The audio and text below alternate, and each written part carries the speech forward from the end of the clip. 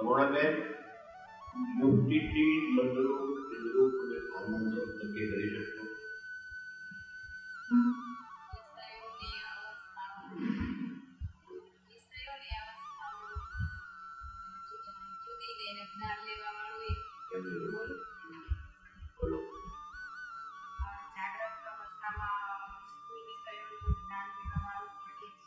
નહીં, કુલ વિશ્વ જુદા જુદા. કુલ વિશ્વ કયા કયા જુદા? શબ્દ, સ્પર્શ, રૂપ, રસ, વેદના.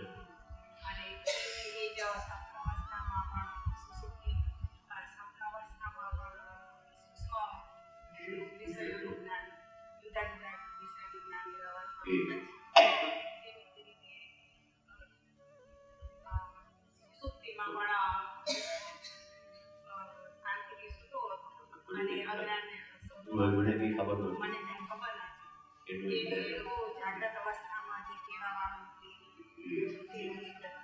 માટે એ સદરૂપ છે.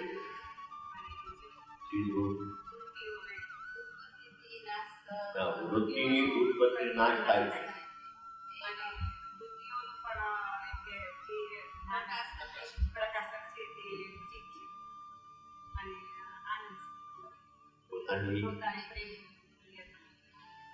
હવે તમે આનંદ સ્વરૂપ છો, તો તમને તમારા આનંદ સ્વરૂપનું ભાન શું કામ કરવું?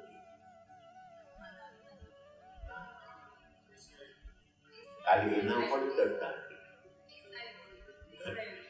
નહીં. જુઓ, કોઈ સ્કૂલની અંદર આપણો છોકરો ભણતો હોય અને આપણે જ્યારે નીકળતા હોઈએ, પ્રાર્થના વખતે એ આપણા છોકરાનો અવાજ એવો છે, પણ બધા ભેગા છે ને, કે આપણે આપણા અવાજ પૂરો કરી નથી. એવી રીતે એમ છોકરાઓનો ભેગો અવાજ છે ને, એમ આ ઇન્દ્રિયો બધી ઇન્દ્રિયોના ઉબાડામાં તમને આત્માનું જ્ઞાન નથી, આનંદ થાય. એમને છોકરાનો ઉબાડો છે ને, એમાં ઇન્દ્રિયોનો ઉબાડો છે. ઇન્દ્રિયોનો ઉબાડો છે ને એટલે જ્ઞાન નથી.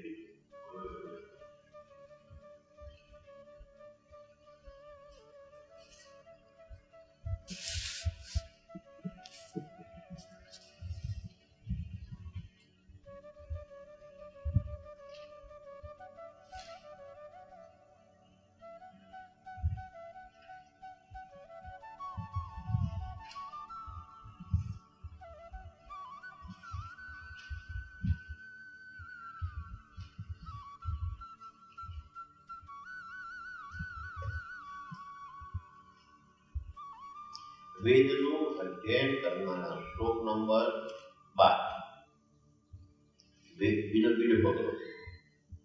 વેદનું અધ્યયન કરનારા બીજા બાળકોની ધ્વનિની સાથે પોતાના પુત્રનો ધ્વનિ પણ થતો હોય છે. એમાં જેમ આ પોતાના પુત્રનો ધ્વનિ છે, એમ દૂર ઉભેલા પિતાને તેનું કોઈ ભાન થતું નથી. એમ કોઈ પણ પ્રસંગે મનુષ્યને આનંદનું ભાન થાય ત્યારે તેની સાથે વ્યવહારિક આનંદની સામગ્રી ઘણી હોવાથી આ આનંદ આત્માનો છે એમ સહેલાઈથી સમજી શકતો નથી. એવી રીતે આત્માના આનંદનું સામાન્ય રૂપે ભાન થાય છે. નિશ્ચિત રૂપે હજુ એક શબ્દ સારો આવે, વ્યવહારિક આનંદની સામગ્રી ઘણી હોવાથી આત્મા આનંદ આત્માનો છે તેમ સમજી શકાતું. વ્યવહારિક આનંદની સામગ્રી છે તમારા વિષયો, અને જ્યારે તમે વિષયો ભોગવો છો ત્યારે આનંદ તમારા આત્માનું છે. વિષયોમાં સુખ નથી. વિષયોમાંથી જ્યારે સુખ ભોગવો છો ત્યારે સુખ તમારા આત્માનું છે, વિષયનું સુખ નથી હોતું. અને વિષય ભોગવતી વખતે એ સુખ આત્માનું તો કેવી રીતે નક્કી થાય? સંચરણ ક્યારે હોય? જ્યારે વિષયની ઈચ્છા થાય ત્યારે મન ચંચળ,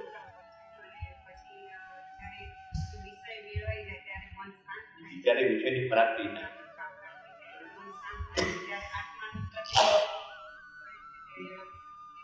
એ સુખ છે આત્માનું અને માનવ વિષય.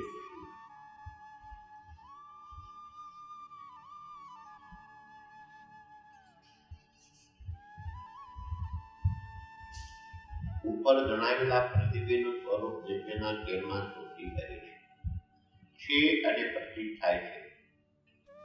એવા વ્યવહારની વસ્તુ મળશે, વસ્તુ છે અને પ્રતીક થાય છે એવો વ્યવહારનું નિરાકરણ કરી એનાથી વિરુદ્ધ જે વસ્તુ નથી ને પ્રતીક થતી આવો વ્યવહાર ઉત્પન્ન કરનારને પ્રતિબિંબ કહેવામાં આવે છે.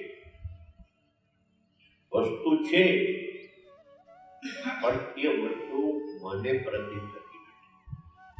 શું કામ? વચ્ચે કોઈ પ્રતિબંધ છે. પ્રતિબંધ એટલે વિરોધ. પદાર્થ હોય પણ આપણે પદાર્થને ન જોતા હોય તો વચ્ચે કંઈક અવરોધ હોય ને, જો અવરોધ હોય ને એને પ્રતિબંધ કહેવાય.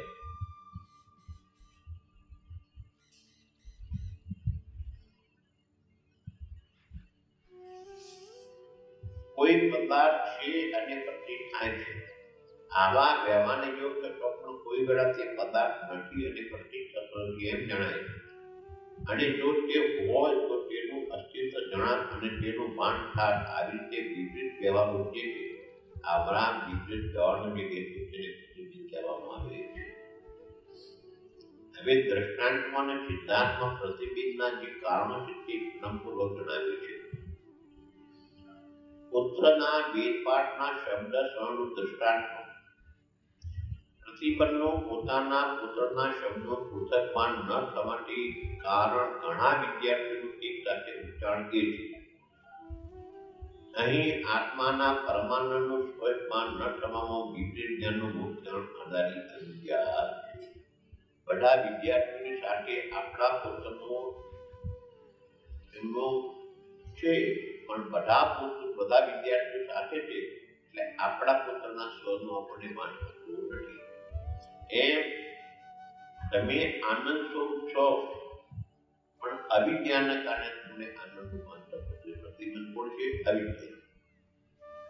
ઘણા વિદ્યાર્થીઓ સાથે બોલવાથી જેમ પોતાના કોઈ વિદ્યાર્થીના દૂર રહેલા પિતાને આ મારા પુત્રનો ધ્વનિ છે એમ પોતાના પુત્રનો ધ્વનિ પુત્ર સંભળાતો નથી.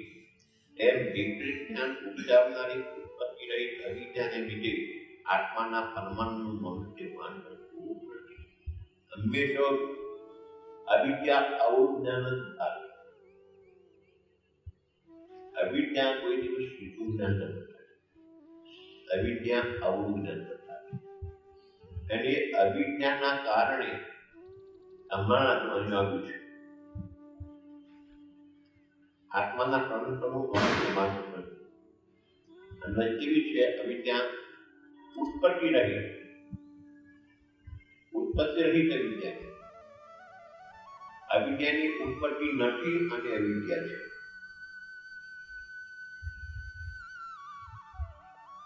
અવિદ્યા ઉત્પત્તિ શું કામ છે એ આપણે ભણીએ.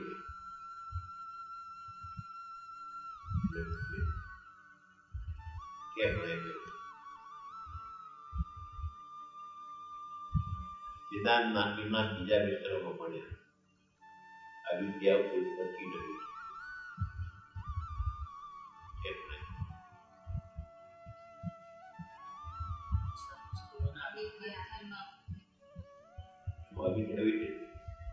અવિદ્યા આના દિશામાં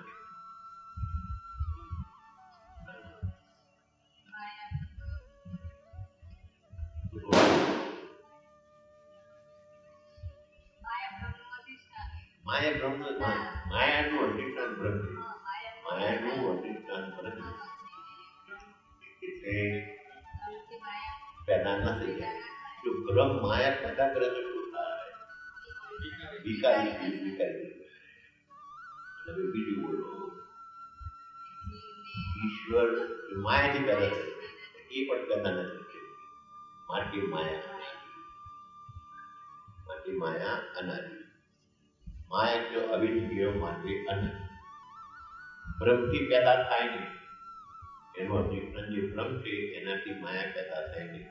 બ્રહ્મ જો અવિદ્યાને પેદા કરે તો બ્રહ્મ કરતાથી વિકાર થઈ જાય. અને જીવ અને ઈશ્વર તો અવિદ્યાને પેદા થયેલા છે. જીવ અને ઈશ્વર પણ અવિદ્યાને પેદા ના કરે છે. પણ એ અવિદ્યા અનાદિ.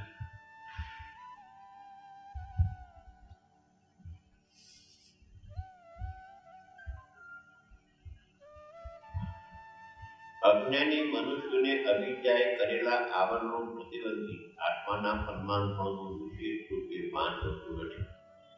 માત્ર આત્માના પરમાનંદનું આવરણ પામેલું સામાન્ય જ્ઞાન હોય છે. તેથી ઊંડાણમાં આત્માના પરમ પરી થતો પણ તેમને વિશેની ઈચ્છા થાય. જ્ઞાની મનુષ્યની કોઈ વેળા વ્યવહારમાં પોતાના અંતરની વૃત્તિ જવાથી પદાર્થાકાર થયેલી અંતરની દુષ્પ્રત્યો હોવાથી એમને આત્માના પરમાનંદ પ્રાપ્ત વિશેષ ભાન થતું નહીં, પણ સામાન્ય ભાન થાય છે. તેથી આત્મામાં પરમ પરી થતો પણ તેમને તીવ્ર ઈચ્છા થાય છે. આત્માના સામાન્યનું જ્ઞાન અને વિશેષનું જ્ઞાન. આત્માના સામાન્યનું જ્ઞાન અને વિશેષ. આત્માનું સામાન્ય સ્વરૂપ થયું સર્વવ્યાપક. આત્માનું સામાન્ય સ્વરૂપ સર્વવ્યાપક. આત્મા બધામાં છે એમ નક્કી કરી છે.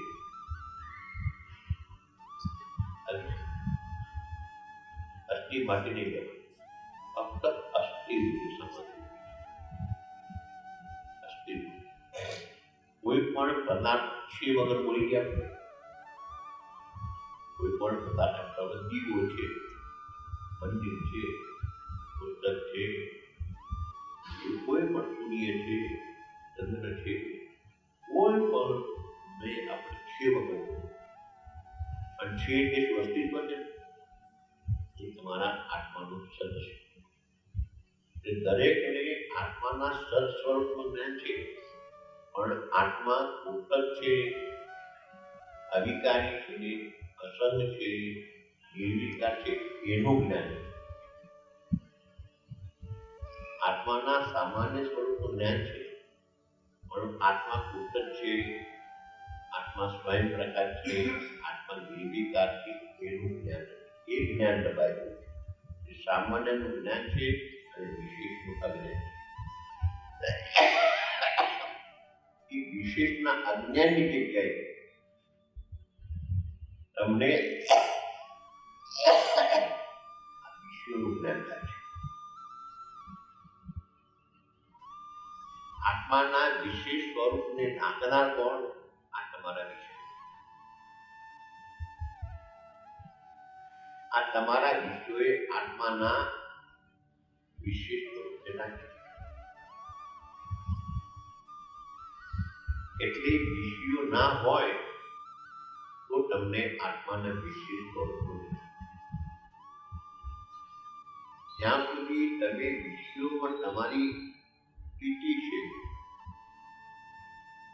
ત્યાં સુધી તમને વિશેષ સ્વરૂપનું જ્ઞાન નથી.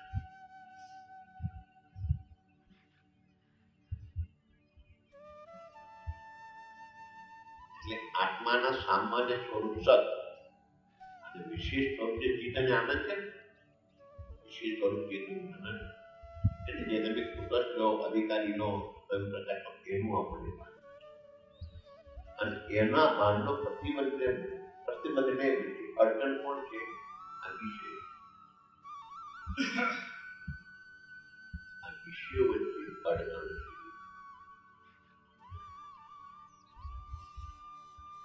મોટા મોટો આપણો નુકસાન થનારો આ વિષયો છે.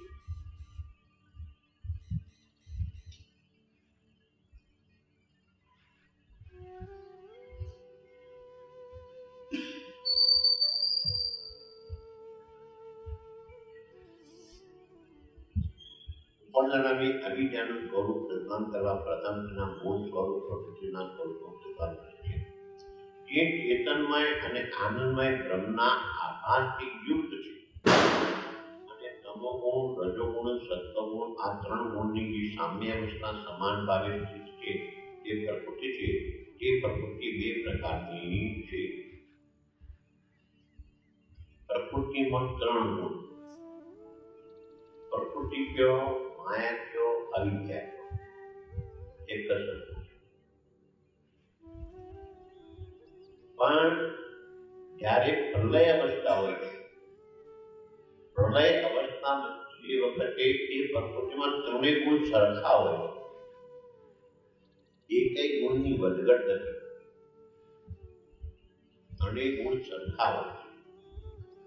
અને જ્યારે ત્રણ ગુણ સરખા હોય ત્યારે કોઈ કામ ન કરી શકે.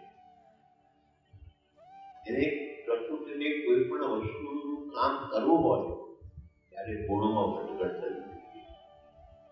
અને એ પ્રકૃતિ જ્યારે આ જગત રચવા માટે પ્રેરણા કરે છે ત્યારે એના ગુણોમાં વધઘટ થાય છે.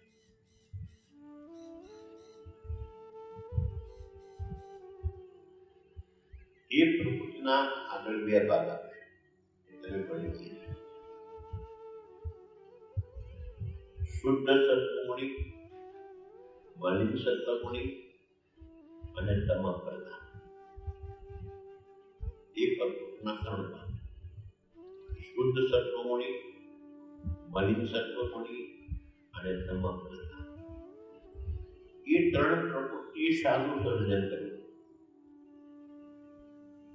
શુદ્ધ સત્વગુણ વાળી પ્રકૃતિ, મલિન સત્વગુણી અને તમોગુણી જગત.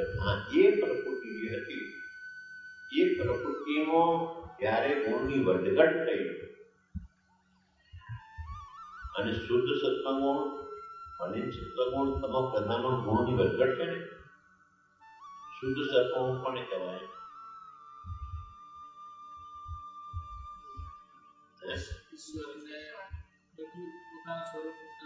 શુદ્ધ સત્વગુણ વાળી કોને કહેવાય?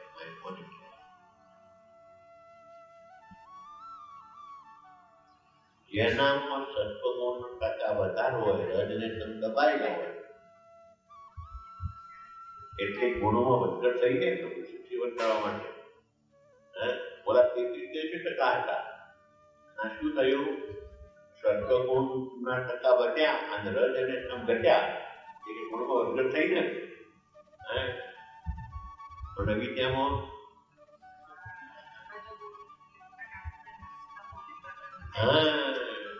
અને તમામ સ્થાનમાં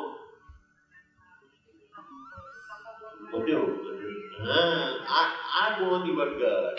જ્યારે કાર્ય કરવા તૈયાર થાય પ્રકૃતિ, ત્યારે પ્રકૃતિ શ્યામ અવસ્થામાં, પ્રલય અવસ્થામાં, એટલે દરેક ગુણ સરખા હોય, કોઈ પણ જાતના ગુણોની વધઘટ ના હોય. પણ જ્યારે એ કાર્ય કરવા થાય ત્યારે ગુણોની વધઘટ થાય. જ્યારે સત્વ પ્રધાન થાય ત્યારે સત્વગુણ વધારે હોય, રજ અને તમ દબાયેલા. જ્યારે રજોગુણ અવિદ્યા હોય ત્યારે રજોગુણ વધારે હોય અને સત્વ અને તમ દબાયેલા. અને જ્યારે તમોગુણ વાળી હોય ત્યારે તમોગુણનો વધારો હોય, સત્વ અને રજ દબાયેલા. આ ગુણોની વધઘટ.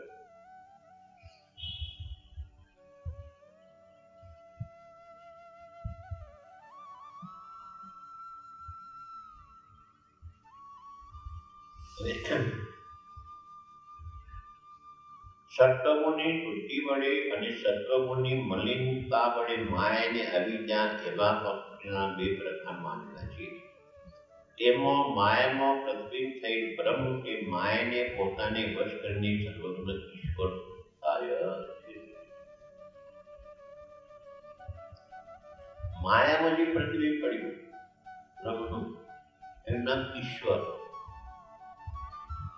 અને એની શ્રેષ્ઠતા શું છે? ઈશ્વરની શ્રેષ્ઠતા માયા એને આની, માયા ઈશ્વરને આની. માયાની શ્રેષ્ઠતા. અવિદ્યાની શું શ્રેષ્ઠતા છે? જીવ અવિદ્યાને આની. આટલો ફરક. ઈશ્વરની જે માયા છે એટલે એ માયા ઈશ્વરને આની છે. ઈશ્વર માયાથી દબાયેલા છે. જ્યારે અવિદ્યાથી જીવ દબાઈ ગયેલો છે. આટલો અવિદ્યા અને માયાનો આટલો ફરક. એટલે ઈશ્વર માયાથી દબાયેલા નથી.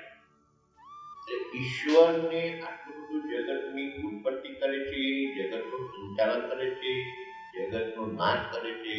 આટલો બધો વ્યવહાર કરવા છતાં એમને પોતાના સ્વરૂપનું અજ્ઞાન થતું નથી. આવડો મોટો વ્યવહાર કરે છે, જગતને પેદા કરી, જગતનું પાન કરી, જગતનો નાશ કરે, આટલો બધો વ્યવહાર કરવા છતાં પરમાત્માને પોતાના સ્વરૂપનું કોઈ કરે અજ્ઞાન, આ માયા એને આપી. અને જીવને આધીન અવિદ્યા છે, એટલે અવિદ્યા જીવને દબાવી દે છે. એટલે તમે એક થોડું કરો છો, ઈશ્વરનું જગત કેટલું ને તમારું જગત કેટલું. તમારું જગત તખડનું આટલું,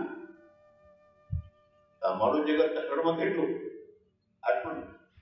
તમારું જગત તખડમાં આટલું છે, પણ અવિદ્યાએ મેં કર્યું અને હું કહું, આ તમારું અભિમાન આટલું છે. કોઈ એ અવિદ્યાના કારણે ઈશ્વર પાસે આટલું બધું છે, તો એનામાં કરતાને ભોગતા પડે.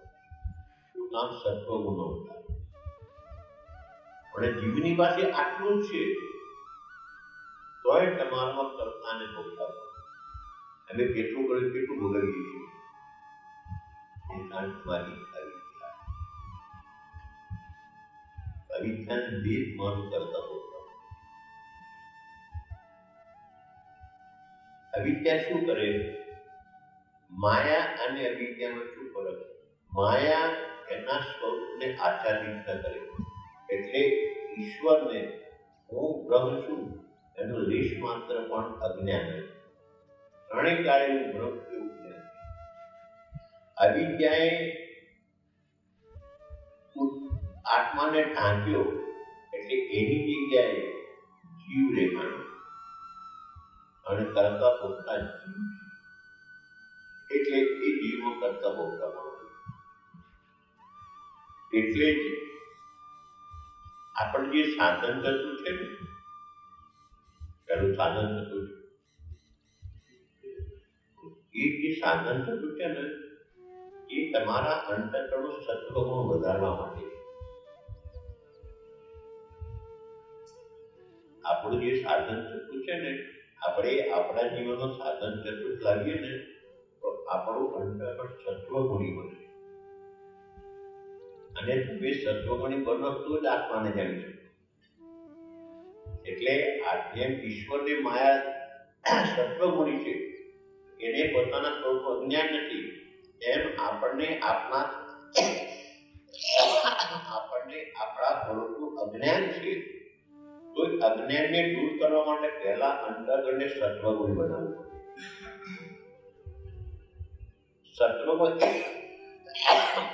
સત્વગુણી બનાવ્યા સિવાય તમે તમારા સ્વરૂપને ન જાણો. એટલે પહેલું સાધન છે વિવેક, વૈરાગ્ય, સત્સંપત્તિ અને મોક્ષ. એ તમારા અંતઃકરણનું નિર્માણ છે.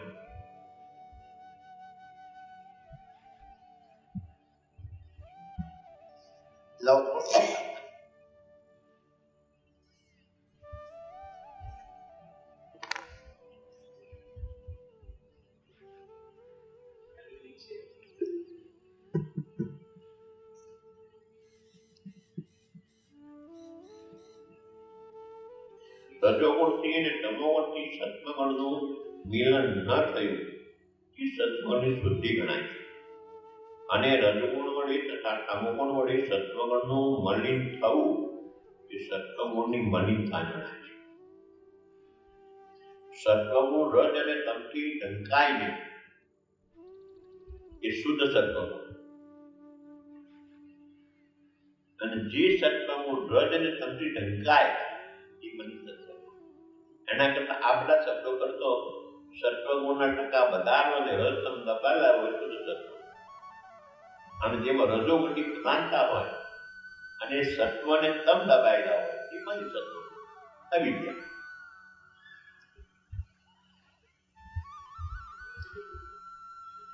એવી રીતે માયા અને અવિદ્યા એ પ્રકૃતિના બે પ્રકાર છે.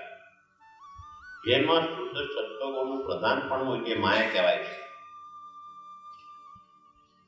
અને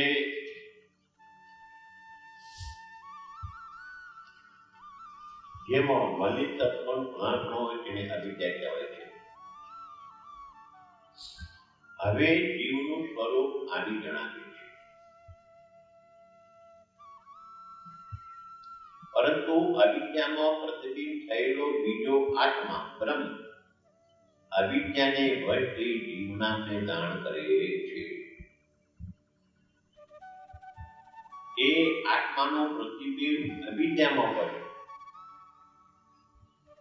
એટલે જીવ થઈ ગયો.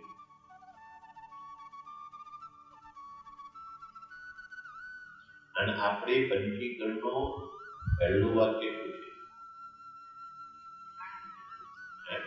પહેલું વાક્ય પંચીકરણ પહેલું વાક્ય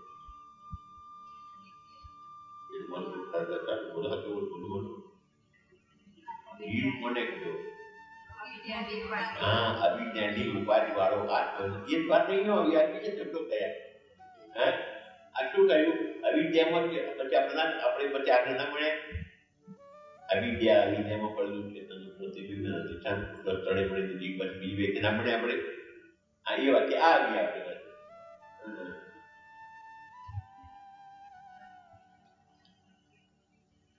એ જીવ અવિદ્યાના વિચિત્ર પ્રણાલીને અનેક પ્રકારનો પ્રતીત થાય છે. અવિદ્યા એ જીવનું કારણ શરીર છે. એ કારણ શરીરમાં અભિમાન રાખનારો જીવ પ્રાગને એવા નામથી કહેવાય. અવિદ્યાઓ અનેક છે એટલે જીવો અનેક. માયા એક છે ઈશ્વર એક. ઈશ્વર એક છે અને જીવો અનેક શું છે? માયા એક છે એટલે ઈશ્વર એક છે અને અવિદ્યાઓ અનેક છે એટલે જીવ અનેક છે. આટલો અવિદ્યા અને માયામાં બે ફરક. માયા જેને આશરે રહે એને મોહ ન પમાય. આ માયા અને માયા એક છે એટલે ઈશ્વર એક. અવિદ્યાનું લક્ષણ જેને આશરે રહે એને મોહ પમાય. અવિદ્યા જેને આશરે રહે એને મોહ પમાય અને અવિદ્યાઓ અનેક જીવ અનેક. આટલો ફરક.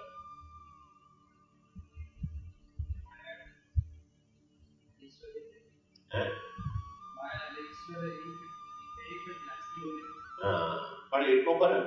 માયા જેને આશરે એને મોહ ન પમાય અને અવિદ્યા જેને આશરે એને મોહ પમાય. આટલો ફરક. અવિદ્યાની માયા. અવિદ્યાની માયામાં બે ફરક. માયા જેને આશરે એને મોહ ન પમાડે અને અવિદ્યા જેને આશરે એને મોહ પમાડે. માયા એક છે માટે ઈશ્વર એક છે. અવિદ્યાઓ અનેક છે માટે જીવો અનેક છે. આટલો બંનેનો ફરક.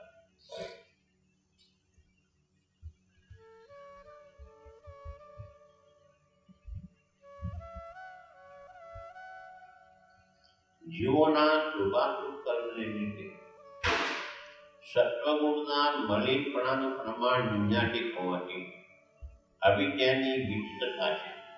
તેથી તે અવિદ્યામાં પ્રતિબિંબ થયેલા આત્મા દેવ, મનુષ્ય, પશુ, પક્ષી, કીટ, જળ ઇત્યાદિ ભેદો વડે અનેક પ્રકારનો પ્રતીત થાય છે. જીવોના શુભ કર્મને અવિદ્યાના મલિનપણામાં નિંદા છે. જીવોના શુભ અશુભ કર્મને લીધે મલિન સત્વો એટલે અવિદ્યા એમાં વિવિધતા છે. એટલે અને કયા જીવો?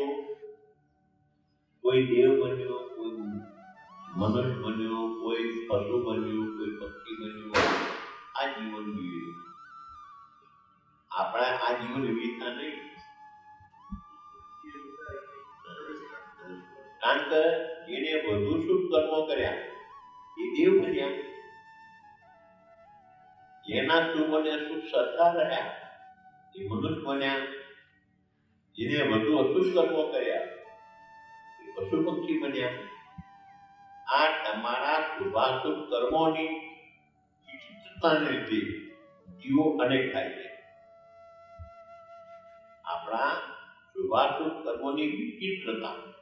જે વધુ સારા શુભ કર્મો કરે એ દેવ બને.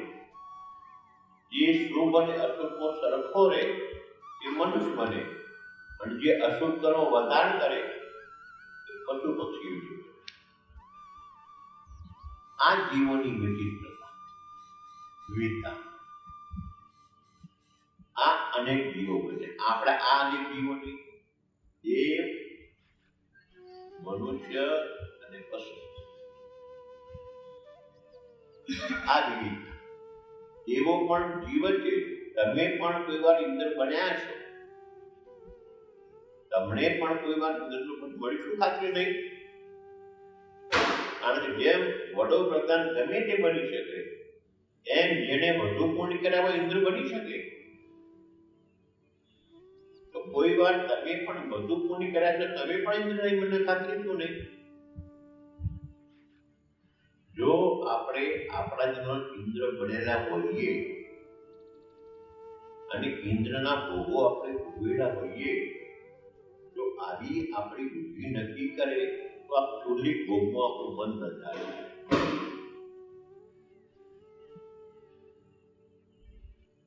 ઇન્દ્રના ભોગો મેં આ તો સામાન્ય ભોગો છે ને, એમ સામાન્ય ભોગમાં ના જાય ને. એમ આપણે આપણી જાતે ઉપરનું ઇન્દ્ર બન્યો છે, તો ઇન્દ્રના ભોગો કેવા હોય, અને એ ભોગો મેં ભોગવેલા છે, તો આ ભોગો સામાન્ય છે ને, તો આ ભોગોમાં આપણું મન ન જાય.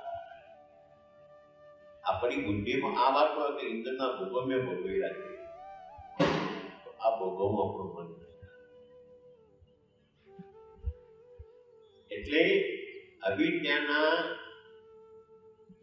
શુભાશુભ કર્મોના ભેદને લીધે જીવનો દેવપણો, મનુષ્યપણો અને પશુપણો આ ભાગ પડ્યા.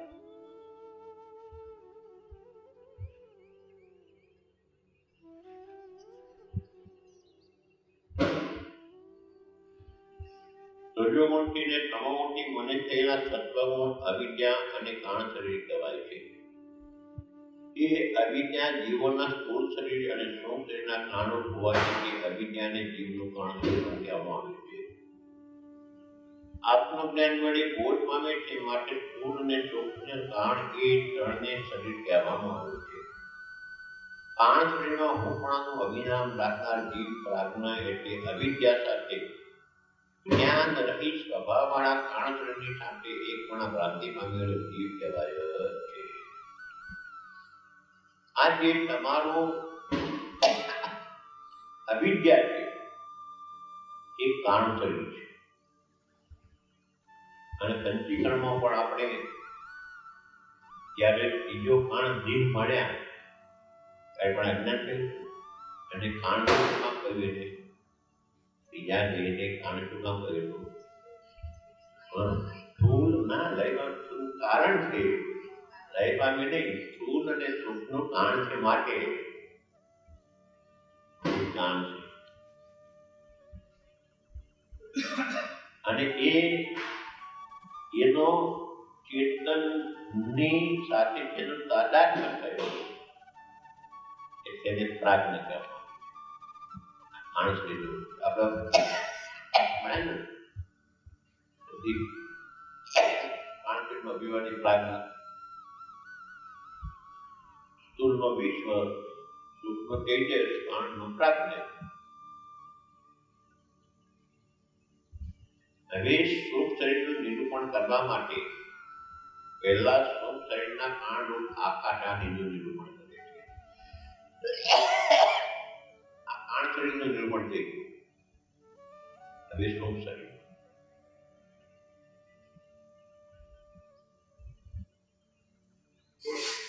તે કારણ શરીરના અભિમાની પ્રાજ્ઞ નામના જીવના સુખ દુઃખની સિદ્ધિ માટે તમોગુણ જેમાં પ્રદાન થયેલો છે, એવી પ્રકૃતિથી પરમાત્માની ઈચ્છારૂપ આજ્ઞા વડે આકાશ, વાયુ, તેજ અને પૃથ્વી આ પાંચ ભૂતો, સૂક્ષ્મ ભૂતો ઉત્પન્ન કર્યા. જો કઈ આ જગતની ઉત્પત્તિમાં પરમાત્માએ કઈ પ્રકૃતિ વાપરી છે? તમ પ્રધાન.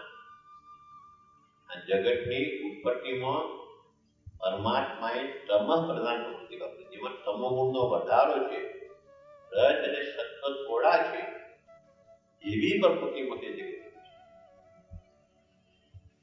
એટલે તેના જગતની દરેક પદાર્થનો સત્વ ઓછો, રજ એનાથી વધારે, તમ એનાથી વધારે. જો મનુષ્યો સત્વગુણી મનુષ્ય ઓછા, રજોગુણી એનાથી વધારે અને તમોગુણી એનાથી વધારે. બરોબર? પછી તમે વૃક્ષમાં જુઓ તો સત્વગુણી પીપળો, વડલો, બીલી ઓછા, રજોગુણી ફળ લેવા વાળા ઓછા, ના તમોગુણી બાવળનો, પીજડો ને લીમડો એ એનાથી વધારે. નહીં વાત કરી બધી. જો પક્ષીમાં પણ સત્વગુણી પક્ષી ઓછા, રજોગુણી એનાથી વધારે, તમોગુણી એનાથી વધારે. હંસ છે, કોયલ છે ઓછા, આ કબૂતર છે, કાબરો છે, રજોગુણ એનાથી વધારે, અને કાગડા ને બીજા બધા એનાથી વધારે. પશુઓ પણ ગાય સત્વગુણી, ઘોડો બળદ રજોગુણી અને ભેંસ આદિ બીજા પશુઓ તમોગુણી. પરમાત્માએ આ સૃષ્ટિનું રચન કર્યું એમાં તમોગુણની પ્રધાનતા છે, સત્વ અને રજ ઓછા છે. એટલે પરમાત્માએ તમ પ્રધાન પ્રકૃતિમાંથી આ જગત બનાવ્યું. આમાં તમોગુણનો વધારો છે અને સત્વ અને રજ દબાયેલા છે. એવી પ્રકૃતિમાંથી પરમાત્માએ પહેલા આકાશ, આકાશમાંથી વાયુ, વાયુમાંથી તેજ, તેજમાંથી જળ અને જળમાંથી સૂક્ષ્મ. આ સંભૂતો છે. કાંચવડી જીવ પોતાના સૃષ્ટિમાં કરવાનું ભોગને પ્રાપ્ત કરી શકે નહીં. માટે પ્રાગના સ્વરૂપના અનુકૂળ ભોગની સિદ્ધિને માટે જેમાં તમોગુણનું પ્રધાનપણું થયેલું છે, એવી પ્રકૃતિમાંથી આકાશ આદિ પાંચ ભૂતોના પૂર્ણધામ પરમાત્માની ઈચ્છાને સંતોષી થયા. પ્રાજ્ઞ ભોગ ભોગવી શકે અને ભોગ ભોગવવા છે. એટલે પરમાત્માએ આ તમ પ્રધાન તત્વોમાંથી સૂક્ષ્મ આકાશ, વાયુ, તેજ, સૂક્ષ્મ પેદા કરેલા. હવે સૂક્ષ્મ ભૂતો પાસે શું છે અને સ્થૂળ ભૂતો પાસે શું?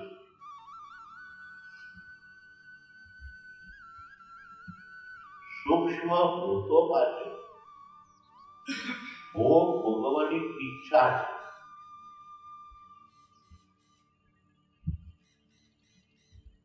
અને સ્થૂળ પાસે ભોગ ભોગવવાનું મંદિર છે.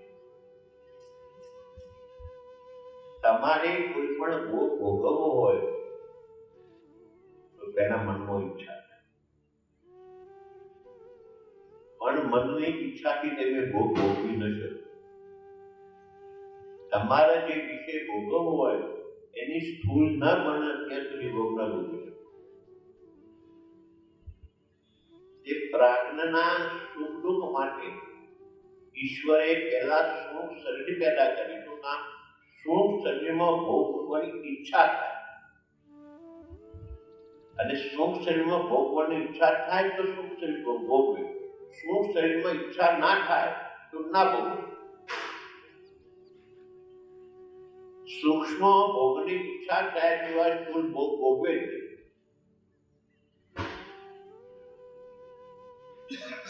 માટે સૂક્ષ્મ શરીર પેદા કર્યું.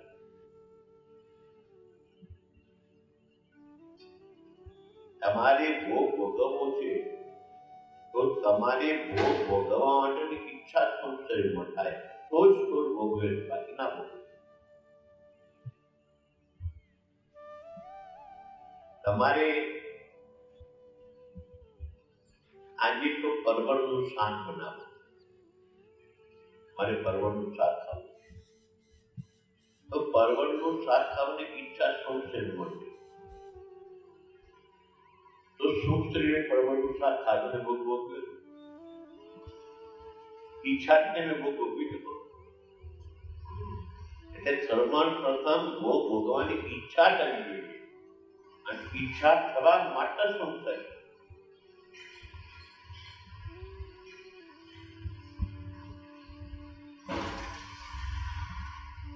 આ રુદ્ર બન્યું, તો રુદ્ર બન્યા પહેલા સૂક્ષ્મ શરીરે એનો વિચાર કર્યો. બરોબર? આપણે આવી ફેક્ટરી બનાવવી છે, એવો સૂક્ષ્મ શરીરે વિચાર કર્યો. એ સૂક્ષ્મ શરીરે વિચાર કર્યો તો ફેક્ટરી બની ને. વિચાર કરશે એકદમ બની ગઈ. તો એ સૂક્ષ્મ શરીર જે વિચાર કર્યો એ સૂક્ષ્મ શરીર. એટલે તમારે કોઈ પણ ભોગ ભોગવવો હોય તો પહેલા સૂક્ષ્મની ઈચ્છા. કપિલભાઈના મનમાં ઈચ્છા થઈ મારે ગાડી લાગી, તો એ સૂક્ષ્મ ઈચ્છા થઈ પછી ગાડી આવી. સૂક્ષ્મ ઈચ્છા ના કરે તો ગાડી ના આવે. કોઈ પણ આત્મા દ્રષ્ટાંત આપે છે, તમારું સૂક્ષ્મ ઈચ્છા ના કરે ત્યાં સુધી ભોગ તમે ના ભોગવું હોય. એટલે પરમાત્માએ પહેલા સૂક્ષ્મ શરીરની રચના કરી. આના કારણે સૂક્ષ્મ શરીર પરમાત્માએ શું કામ બનાવ્યું? ભોગ ભોગવવાની ઈચ્છા માટે.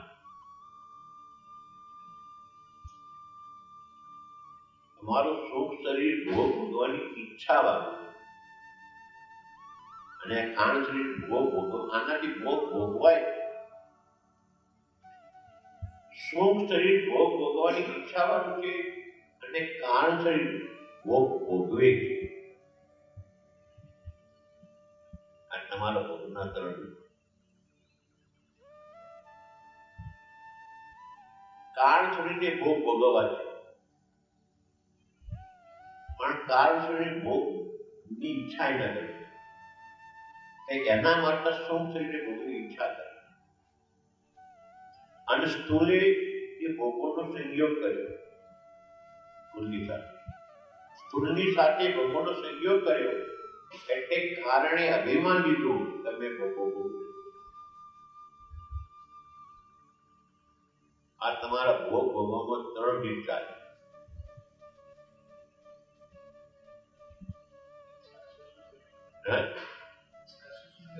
આ ઈચ્છા શું કરે?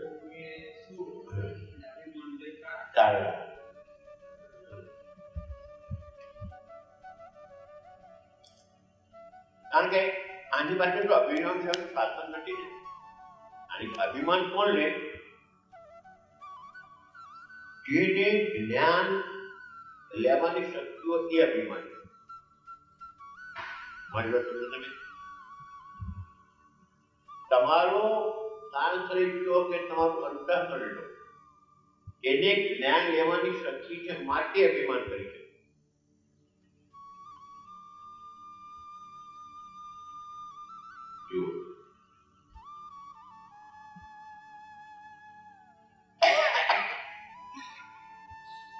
તમારા શું શરીરની ઈચ્છા કરી કે આજે ખેતરમાં મારે આ ખાડો કરવો છે, શું શરીર ઈચ્છા કરી. સ્થૂળ શરીર દ્વારા એ ખાડો ખોદાણ, અને તમારા કારણ શરીરનું અભિમાન લીધું મેં ખાડો ખોદ્યો. બરોબર ને?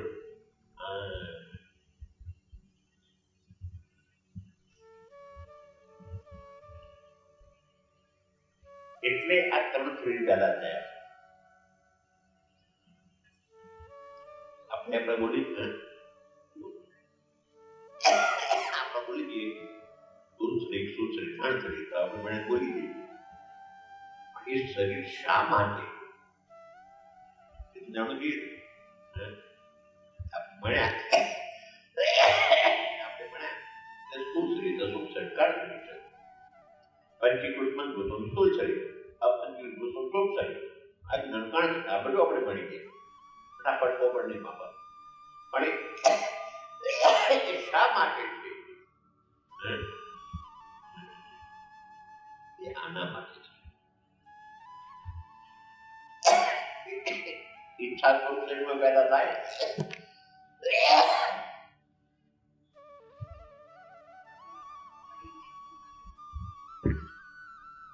वो भोगविश स्थूल शरीर ना अभिमान लेकान शरीर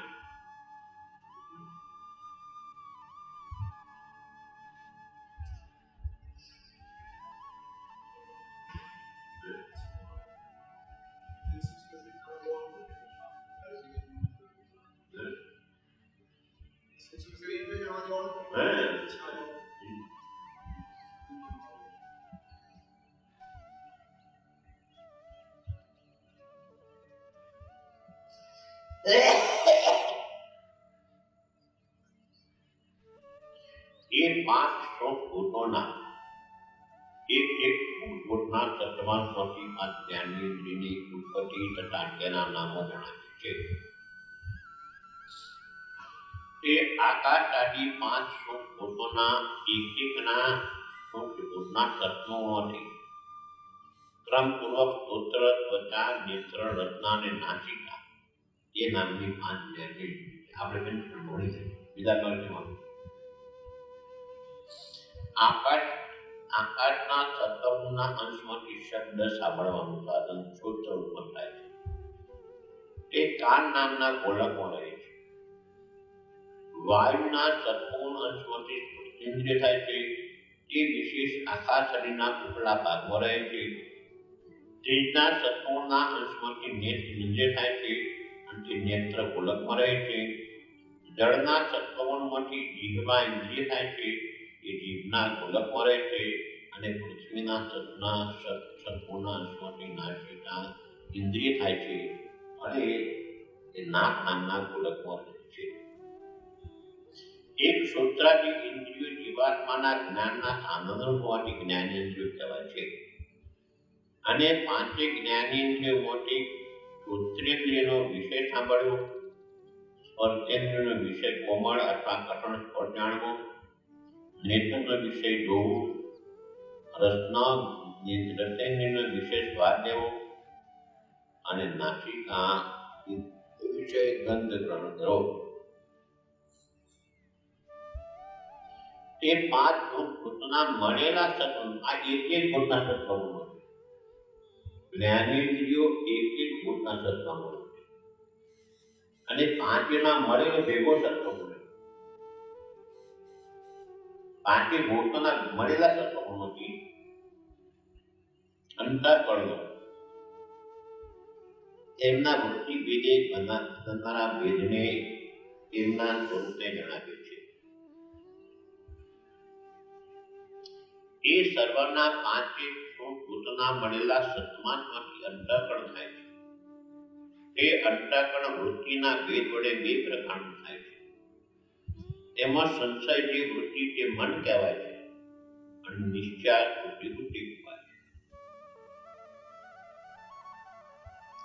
જ્ઞાનેન્દ્રિય અને હવે પછી કહેવામાં આવેલી કર્મેન્દ્રિય એ જીવના બાહ્ય સાધન રૂપ છે કેમ કે તે વડે જીવાત્મા બહારના પદાર્થોને જાણે છે અને બહારના કર્મો કરે છે જેની અપેક્ષા મન અને બુદ્ધિ એ અંદરના સ્વરૂપને જાણવાનું સાધન હોવાથી અંતઃકરણ કહેવાય છે ચિત્ત અને અહંકાર એ પણ અંતઃકરણના ભેદો છે તે બંનેનો મન અને બુદ્ધિમાં સમાવેશ કર્યો અહીંથી અંતઃકરણના બે પ્રકાર કહ્યા છે હવે પાંચ સુખભૂતોના એક સુખભૂતના રજોગુણના અંશ વડે થનારી કર્મેન્દ્રિયોની તથા તેમના નામોને કહે છે એ પાંચ સુખભૂતના રજોગુણના અંશમાંથી ક્રમે કરીને વાણી હાથ પગ ઉદા અને ઉપર એ નામની પાંચ કર્મેન્દ્રિયો ઉત્પન્ન છે આકાશના રજોગુણના અંશમાંથી બોલવાના સાધનો વાણીની વાયુના રજોગુણના અંશથી દેવાનું કામ કરનાર હાથની તેજના રજોગુણના અંશમાંથી ચાલવાના સાધનો પગની અને જળના રજોગુણના અંશમાંથી આનંદના સાધનો ઉપસની અને પૃથ્વીના રજોગુણમાંથી ઉદયની ઉત્પત્તિ છે. વાણી આદિ ઇન્દ્રિયો જીવાત્માના કર્મનો સાધનોથી કર્મેન્દ્રિયો કહેવાય છે. એક સિદ્ધાંત માની લેવાનો, આ બધું શામાંથી પેદા થયું? સૂક્ષ્મથી. તો જ્ઞાનેન્દ્રિય સૂક્ષ્મ અને કર્મેન્દ્રિય સૂક્ષ્મ. આંખ, કાન, નાક, જીભ અને ચામડી એ જ્ઞાનેન્દ્રિયો નહીં. પણ જ્ઞાનેન્દ્ર કોને કહેવાય? સાંભળવું, સ્પર્શ કરવું, જોવું, સ્વાદ લેવો અને ગંધ લેવું, એનું નામ જ્ઞાનેન્દ્રિય. આ જ્ઞાનેન્દ્રિય નહીં. આ તો એમના રહેવાના સ્થાન છે. પણ સાંભળવું, સ્પર્શ કરવો, જોવું, રસ લેવો અને ગંધ લેવી એ જ્ઞાનેન્દ્રિય. એનું જે જ્ઞાનેન્દ્રિય છે.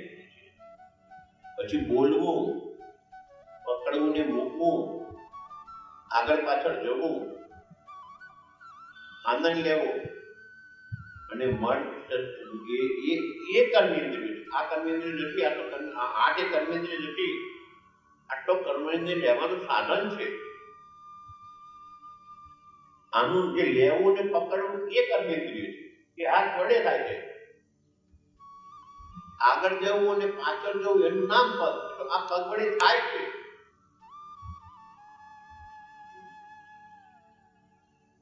એ કર્મેન્દ્રિય, એ જ્ઞાનેન્દ્રિય. આટલા સૂક્ષ્મ ઉત્પન્ન બનેલ છે.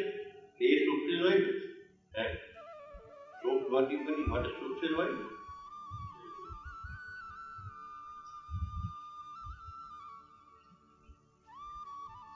જીભ વાણી જીભ આદિ સ્થાનમાં રહે છે. આંખ બંને આંખમાં રહે છે, પગ બંને પગમાં રહે છે, ઉપસ્થ શીર્ષમાં રહે છે અને ગુદા સ્થાનમાં રહે છે. એમના રહેવાના સ્થાન બતાવ્યા. હવે 5 ભૂતના રજોગુણમાં મળેલા અંશમાંથી પ્રાણની ઉત્પત્તિને તથા તેના પ્રકારની 5 પ્રાણના નામોને નીચેના 22માં શ્લોકથી કરે છે. હવે પ્રાણની ઉત્પત્તિ આપે. પ્રાણની ઉત્પત્તિ આપણે કાલે લઈએ. આ પંચીકરણમાં પહેલું બધું આવે છે ને.